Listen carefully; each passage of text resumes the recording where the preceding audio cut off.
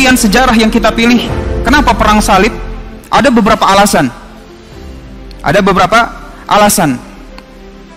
Yang pertama, yang namanya perang salib itu ketika para sejarawan kufar, karena sebagian besar literatur yang membahas perang salib secara khusus itu ditulis oleh sejarawan kufar. Di antara mereka ada yang memang berat sebelah, seperti antum melihat kalau di film-film bagaimana yang namanya kaum muslimin ditunjukkan dengan kebengisan, gak punya akhlak, suku barbar. Suku barbar itu suku kaum muslimin, Pak. Ini yang berat sebelah. Tapi ada juga yang mencoba menghadirkan fakta dari dua belah pihak. Dengan itu pula sejarawan kufar masih mengeluh. Dia bilang sangat sulit untuk menemukan sebuah literatur dari ulama muslimin, dari kaum muslimin sendiri yang membahas secara khusus tentang perang salib. Ini alasan yang pertama. Sehingga kita perlu, setidaknya kita mempelajarilah. Bukan berarti kita harus menjadi expert ahlinya perang salib, enggak. Tapi at least kita tahu apa yang terjadi dan mengambil pelajaran darinya. Yang kedua, kenapa perang salib itu merupakan sebuah sejarah kemanusiaan yang besar. Perang salib mempunyai andil dalam bagaimana naiknya peradaban kufar. Dan kita rasakan sampai sekarang. Bagaimana mereka berjaya di atas kita. Dan perang salib mempunyai andil bagaimana turunnya peradaban kaum muslimin. Dan kita rasain sampai sekarang bagaimana hinanya kita di hadapan mereka. Hina ya akhi. Sehingga kita penting mengetahui sebab-sebab apa yang bisa menjayakan umat, apa yang menyebabkan umat kita terpuruk, sampai seorang darah seorang muslim udah nggak ada harganya lagi hari ini dibandingkan darah seorang kufar. Na'udzubillah. Dan sebab yang ketiga, yang namanya sejarah itu nggak seperti sandiwara, Pak. Kalau sandiwara ada permulaan, ada akhir. Setelah selesai pertunjukan, penonton pulang ke rumah masing-masing. Adapun sejarah, apa yang terjadi pada saat itu kita bisa rasakan efeknya saat ini. Dan apa yang kita lakukan saat ini, kita bisa insya Allah merasakan efeknya pada esok hari. Dan apa yang kita akan lakukan esok hari, insya Allah efeknya bisa sampai ke masa depan. Ini namanya sejarah. Belum berhenti sampai kita nanti mati. Taib. Nah, sebenarnya dalam mempelajari masalah perang salib, bisa saja kita langsung terjun. Para ikhwan, yang namanya perang salib adalah perang yang kejadian selama 200 tahun. Dari 1095 sampai 1291. Hampir 200 tahun. Gitu. Perang salib yang pertama dimenangi oleh kaum kufar. Kaum muslimin kalah. Selesai. Kalau kita mau langsung terjun ke perang salib, nanti akan banyak pertanyaan-pertanyaan dan konsep-konsep yang mungkin rada sulit untuk kita mengerti. Afwan Ustaz, bukannya kaum muslimin itu dulu sempat kekuasaan dari ujung Khurasan sampai ujung Spanyol? Kok bisa kalah? Masya Allah. Kok bisa kalah? Gitu. Dari ujung Khurasan sampai ujung Spanyol kok bisa kalah? Afwan Pak, itu emang kalah jumlah? Afwan Pak, saat itu khilafahnya siapa ya? Khilafah Islamiyahnya. Oh, khilafahnya ada beberapa. Ada sisa-sisa Abbasiyah, ada sisa-sisa Fatimiyah, ada sisa-sisa Daulah Umayyah. Loh, kok khilafahnya lebih dari satu? Maka pertanyaan-pertanyaan seperti ini akan sulit untuk langsung kita jawab, kecuali kita memahami bagaimana kejadian-kejadian yang besar sebelum kejadian perang salib. Maka tidak bisa kita memahami perang salib secara utuh, secara baik, kecuali kita memahami bagaimana Islam merangkak naik dalam menguasai dunia. Bagaimana kaum muslimin memperlebar kekuasaan mereka, menegakkan syariat Allah Subhanahu wa ta'ala. Kita harus ngerti.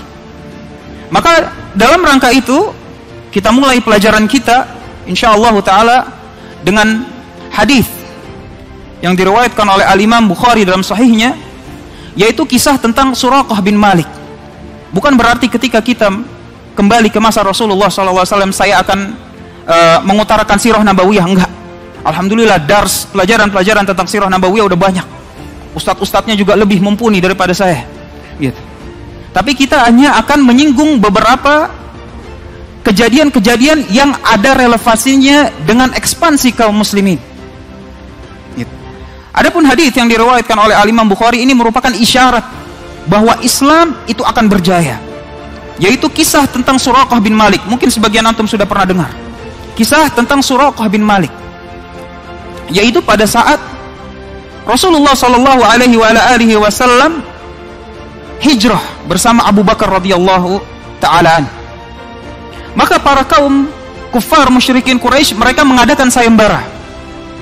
Dalam riwayat Bukhari cuma disebutkan sayembara, diat.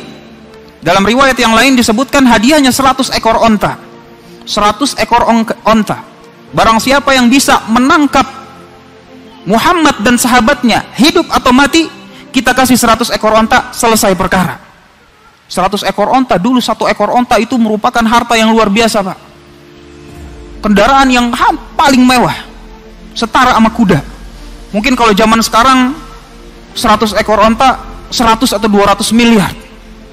Dari makan beras gabah bisa ke beras Jepang, Pak. Dari nggak makan daging bisa makan daging. Namanya dunia, siapa yang nggak ngiler? Maka suatu hari Suraqah bin Malik sedang duduk bersama kaumnya. Sedang duduk bersama kaumnya, maka salah satu dari mereka tiba-tiba berkata kepada Suraqah bin Malik, "Itu item-item apaan?" Memang begitu, Pak. Di Bukhari bilang item-item. Itu item-item apaan? Jangan-jangan itu Muhammad dan sahabatnya. Si Suraqah bin Malik dalam hatinya tahu, "Wih, itu Muhammad dan sahabatnya, benar." Gitu. Cuma masalahnya, gue pengen hadiahnya sendiri, gak mau bagi-bagi. Akhirnya Suraqah bin Malik bilang, "Bukan, itu mah yang tadi barusan lewat." "Oh iya ya." Nah, terus Suraqah bin Malik bilang, "Fajalastu sa'atan." Kemudian saya duduk sebentar, biar nggak ketara banget. Karena kalau kita bilang, bukan Muhammad dan sahabatnya, aneh langsung pamit ya, ketahuan banget. Tapi si Suraqah bin Malik bilang, "Fajalastu sa'atan." Saya duduk sebentar, biar nggak ketara. Maka dia duduk. Ketika kira-kira sudah aman, dia pamit dari majelis kaumnya. Dia pulang diam-diam ke rumahnya. Dia bilang ke budak perempuannya, dia bilang, siapin kuda, anti bawa ke daerah situ, dan jangan lupa keluarnya lewat pintu belakang, gak mau ketahuan. Si Suraqah bin Malik siapin senjatanya segala macam, sampai masukin tombaknya ke belakang, jalannya bungkuk-bungkuk, biar gak ketahuan kalau dia memang mau memburu yang namanya Muhammad dan sahabatnya demi 100 ekor onta. Maka keluarlah si Suraqah bin Malik sampai ke tempat itu. Pembantu perempuannya telah menyiapkan kudanya di gurun. Akhirnya dia tunggangi kuda, dia berjalan. Ketika sudah melihat, wah itu dia Muhammad dan sahabatnya, itu kuda tiba-tiba kakinya jeblos ke pasir. Suraqah bin Malik terpental jatuh dia dari kudanya. Yang namanya kaum musyrikin Quraisy dulu, dia percaya tatayur, percaya yang begitu-begituan, syirik kecil, penyebab kepada syirik akbar. Maka kata si Suraqah bin Malik, wah ini bertanda nggak beres. Waktunya gua ngeluarin panah, karena zaman dulu kalau lempar panah arahnya ke sana berarti jalan, lempar panah arahnya ke sini berarti nggak boleh. Akhirnya dia keluarin anak panah, dia lempar. Ternyata hasil dari undian anak panah tersebut bilang mundur. Gitu. Menurut kepercayaannya dia, jangan dikejar ini Muhammad sama Abu Bakar radhiyallahu anhu. Jangan dikejar. Cuma yang namanya manusia udah silap sama dunia, dia bilang, kali ini saya nggak mau percaya. Lanjut terus. Dia naik lagi ke kudanya. Dia kejar Rasulullah SAW dan Abu Bakar. Dia kejar, merosok lagi tuh kuda. Dia jatuh lagi. Dia udah mikir, wah ini kenapa nih? Saat itu kuda ngangkat kakinya dari pasir, keluar asap. Ini udah nggak beres nih. Dalam hatinya ini udah nggak beres nih. Saat itulah dia bilang, saya meyakini bahwa yang namanya perkaranya Muhammad itu akan berjaya. perkaranya Muhammad akan tersebar. Maka dia udah menyerah. Ini udah dilindungin yang namanya Muhammad sama sahabatnya. Kalau kayak gitu saya panggil aja, wahai Muhammad, saya mau mendekat dan saya nggak mau ngapa-ngapain. Mohon minta izin supaya mendekat. Akhirnya dia mendekat. Dia mendekat. Yang namanya Muhammad SAW dan Abu Bakar saat itu sedang resah. Wah, nih orang kok bisa nemuin? Gitu. Akhirnya dia ceritain kisahnya. Tadi saya begini-begini segala macam. Saya nggak mau ngapa-ngapain. Ini saya kebetulan ada bekal. Mau apa enggak? Nggak diterima sama Rasulullah SAW dan Abu Bakar. Ditawarin ini juga nggak mau. Terus maunya apa? Kata si Suraqah bin Malik. Saya maunya supaya antum diem. Jangan kasih tahu tentang keberadaan kita lagi hijrah dari Mekah ke Madinah. Baik. Karena si Suraqah sudah yakin bahwa yang namanya perkaranya Rasulullah SAW yaitu Islam bakalan berjaya, dia meminta jaminan keamanan. Minta jaminan keamanan. Dia bilang, ya udah, aneh minta jaminan keamanan deh. Kata Rasulullah SAW, dia menyuruh yang namanya Amir bin Fuhairah. Ini budaknya Abu Bakar. Tulis jaminan keamanan buat si Suraqah.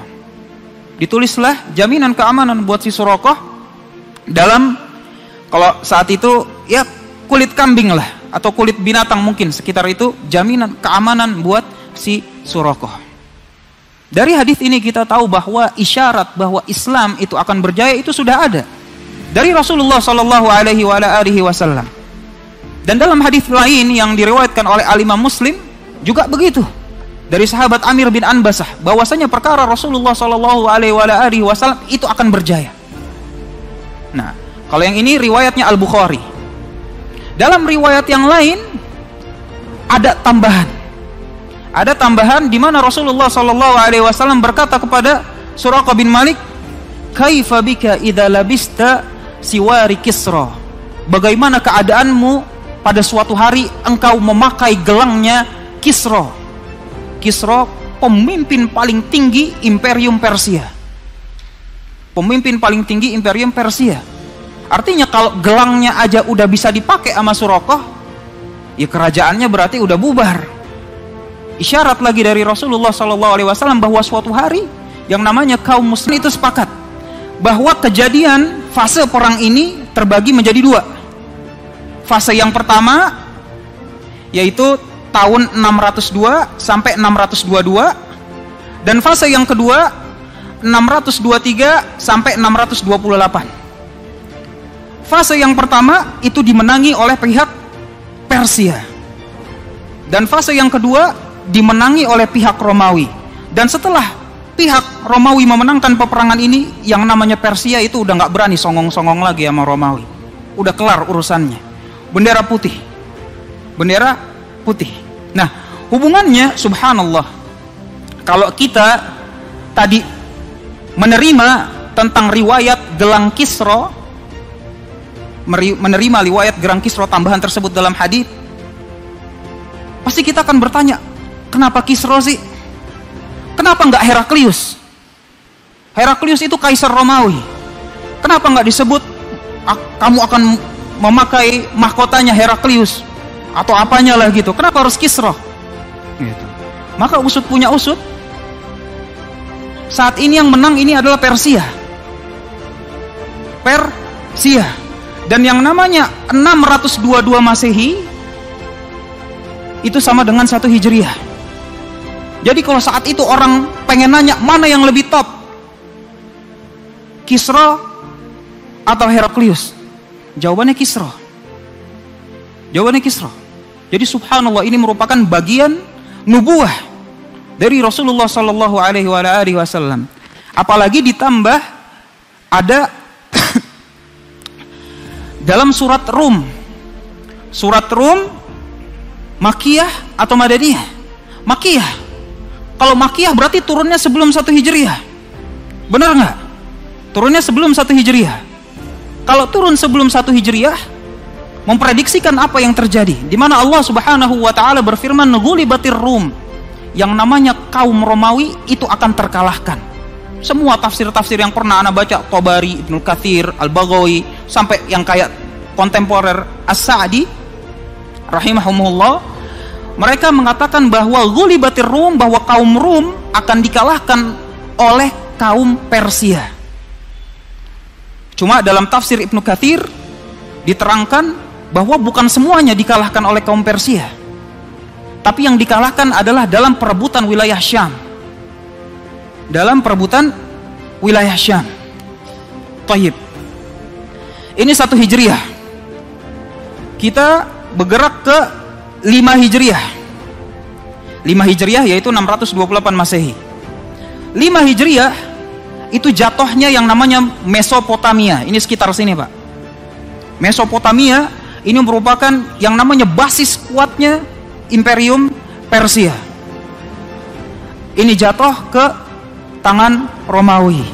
Nah, maka pada saat itu Heraklius bilang, kirim surat ke Kisra. Dia bilang, ini kita udah nggak bisa nih lanjutin perang. Udah habis-habisan nih kita. Pasukan ente, pasukan aneh, habis. Kerugian material udah nggak kehitung. Mendingan kita damai aja. Walaupun kalau ente nggak mau damai, aneh sikat habis. Kata si Heraklius. Kisra ngeliat kayak gitu, mending kita damai aja. Kibarin bendera putih. Nah, cuma kita mengetahui bahwa yang namanya momentum kerajaan Romawi maupun Imperium Romawi maupun Imperium Persia ini lagi berdarah-darah. Lagi turun-turunnya dari kerugian jiwa maupun kerugian materi. Sedangkan yang namanya kaum muslimin di sini, kota Madinah, gak masuk hitungan. Menurut mereka kaum kufar, ini siapa? Padahal kita ini 5 Hijriah lagi naik-naiknya membangun kekuatan. Cuma alhamdulillah di underestimate. Namanya jagoan di underestimate paling demen, Pak. Taib.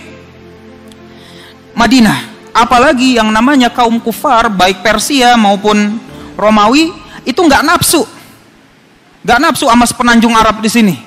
Gurunnya gurun pasir, kekayaan alamnya nggak ada apa-apa. Sekarang ada minyak, bisa dibor. Kalau dulu mau bor pakai apaan? Sahihnya, gitu. Sampai si Heraklius ini sebenarnya tahu bahwa akan muncul seorang nabi. Dia tahu akan muncul nanti seorang nabi. Cuma dia bilang kepada Abu Sufyan, cuma saya nggak nyangka nabinya itu dari orang Arab. Underestimate lagi. Udah tanahnya underestimate, orangnya juga underestimate. Cuma alhamdulillah hikmah dari Allah Subhanahu wa taala.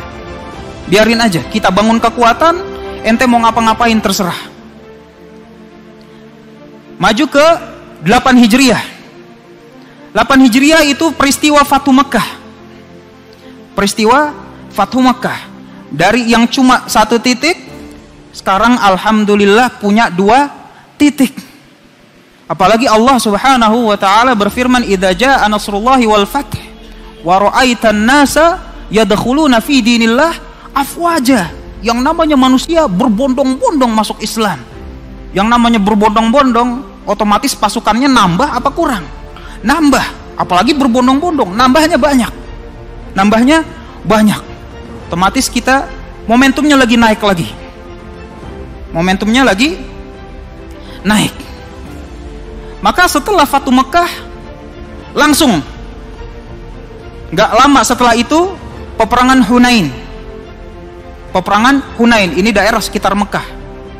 Jadi langsung kita perluas daerah kekuasaan kaum muslimin. Masih ingat si Suraqah? Suraqah ini bersama sukunya tinggal di Hunain. Maka ketika kaum muslimin menguasai Hunain dan terjadi huru-hara, si Suraqah langsung keluarin jaminan keamanan dan tunjukin, ente jangan apa-apain ana punya jaminan keamanan. Maka dibawa menghadap ke Rasulullah SAW. Sampai ke hadapan Rasulullah SAW, dia keluarin, ya Rasulullah masih ingat? Masih. Inilah hari kami membalas budi. Inilah hari kami membalas budi. Saat itu Suraqah masuk Islam, menjadi sahabat radhiyallahu taala an. Taib. Setelah Hunain ada yang namanya perang Mu'tah. Mu'tah. Jangan sampai salah, jangan sampai mut'ah. Kalau mut'ah Syiah. Tapi kalau Mu'tah itu merupakan sebuah daerah dekat Jordania. Daerah dekat Jordania. Bedanya kalau peperangan sebelum-sebelumnya itu kan lawannya musyrikin Arab. Lawannya musyrikin Arab. Tapi kalau perang Mu'tah lawannya itu orang Romawi. Lawannya orang Romawi. Nah, si daerah Mu'tah ini bukan sebuah pos, bukan sebuah kota utama dalam kekuasaan negeri Syam. Kekuasaan Romawi di negeri Syam. Karena ada pos-pos yang memang secara militer itu kuat. Seperti posnya mereka di Damaskus, posnya mereka di Yerusalem, posnya mereka di Antioquia. Ini kota-kota berat untuk ditaklukkan. Cuma ya kita pelan-pelan aja deh. Mu'tah dulu aja. Mu'tah dulu aja. Subhanallah, hasil dari perang Mu'tah, kaum muslimin kalah. Kaum muslimin kalah, dan yang terkenal adalah perang Mu'tah syahidnya salah satu sahabat yang mulia, Zaid ibn Harithah. Syahid di perang Mu'tah. Cuma demikianlah bagaimana Allah Subhanahu wa taala menurunkan hikmahnya. Gitu. Karena dengan kekalahan tersebut underestimate-nya makin besar. Tuh kan, aneh bilang juga apa? Ini orang-orang Arab nggak bisa ngapa-ngapain. Ini tentu menurut ungkapan orang-orang kufar saat itu. Pos cadangan aja kagak bisa ditaklukin. Apalagi mau main-main ke Yerusalem. Ntar dulu. Udah, diamin aja. Ya alhamdulillah, kita bangun terus namanya kekuatan. Sampai 11 Hijriah. 11 Hijriah dikirimnya pasukan kecil yang dipimpin oleh Usamah ibn Zaid. Dikirimnya kemana? Dikirimnya ke Syam. Saat itu Pak, yang namanya sahabat masih ada Umar bin Khattab, masih ada yang kibar-kibar. Tapi yang dipilih Usamah bin Zaid. Kenapa? Karena supaya lebih semangat. Kenapa lebih semangat? Yang bunuh bapak ente tuh kaum Romawi. Ente yang pimpin pasukan. Siap ya Rasulullah. Namanya jiwa muda Pak, dibakar dendam, fisabilillah, lengkap semuanya. Jadi dusta apabila kita bilang namanya regenerasi, mendidik generasi muda kita, wah kita harus, ini ajarannya orang-orang kufar. Enggak. Lihat bagaimana Rasulullah SAW dari sejak dini udah diajarkan kepemimpinan. Usamah naik. Bersama Usamah dikasih sahabat-sahabat sebagai penasehat. Tapi tetap pemimpinnya Usamah. Biar biasa mengambil keputusan, biasa berani, percaya diri. Usamah bin Zaid. Dikirim pasukannya. Kemana? Pasukan kecil ke negeri Syam. Tidak lama setelah Usamah dan pasukannya dikirim, wafatlah Rasulullah SAW. Allahumma sholli wa sallim ala nabiyina Muhammad. Wafatlah Rasulullah SAW dan digantikan dengan Abu Bakar. Abu Bakar. Nah, pada saat tahun 11 Hijriah, kalau kita misalnya mau memetakan gitu kekuatan Islam di Jaziratul Arab, bisa dibilang ini setengah, ini basis kuatnya kaum muslimin. Bukan berarti Islam nggak nyampe sini, nggak nyampe Bahrain, nggak nyampe Oman, nyampe. Cuma kekuatannya tidak sekuat setengah yang sini. Oleh karena itu, yang paling banyak murtad di tahun pertama kepemimpinan Abu Bakar ini daerah di sini nih. Ada Yamamah, Musailimah Al-Kadzab dari mana? Dari Yamamah. Ada Al-Ansi, ada penolak zakat, semuanya dari sini. Maka pada sempit, pengap, gak ada apa-apa, 3 hari karena tauhid. Dan Abu Bakar ingat momen itu ketika mereka berdua di dalam goa, yaitu sebuah momen yang diabadikan oleh Allah Subhanahu wa taala di dalam Al-Qur'an. Idhuma fil ghar. Ingatlah ketika mereka berdua di dalam goa. Di dalam goa, Rasulullah ngelihat Abu Bakar gelisah, resah, gak tenang. Maka ditanyakan kepada Abu Bakar, "Malaka ya Abu Bakar? Malaka ya Abu Bakar?" ente kenapa nih? Resah kenapa? Maka Abu Bakar bilang, yang saya resahkan bukan jiwaku. Wa ana rajulun wahid, dan ana bukan siapa-siapa. Artinya kalau saya mati, nggak ada urusannya. Tapi yang saya khawatirkan adalah engkau ya Rasulullah sallallahu alaihi wasallam, pembawa panji aqidatut tauhid. Itu yang dikhawatirkan oleh Abu Bakar radhiyallahu anhu. Dan Allah Subhanahu wa taala melanjutkan firman-Nya, mengabadikan kejadian yang terjadi saat itu. Idz yaqulu li sahibihi la tahzan. Maka melihat Abu Bakar resah, gelisah, Rasulullah sallallahu alaihi wasallam bilang, "Ya Abu Bakar, la tahzan." Jangan sedih. Ya Abu Bakar, jangan khawatir. Jangan resah. Innallaha ma'ana. Karena Allah Subhanahu wa taala bersama kita. Allah Subhanahu wa taala yang menjadi penjaga kita. Allah Subhanahu wa taala yang menjadi penolong kita. Itu kata Rasulullah sallallahu alaihi wasallam kepada Abu Bakar. Fa anzalallahu sakinatahu alaihi. Maka Allah Subhanahu wa taala turunkan sakinah, ketenangan jiwa, ketenangan hati. Wa ayyadahu bijunudin lam tarawha. Dan dikirim pasukan-pasukan yang kalian tidak bisa melihatnya dari golongan malaikat. Wa ja'ala kalimatal ladzina kafarus sufla.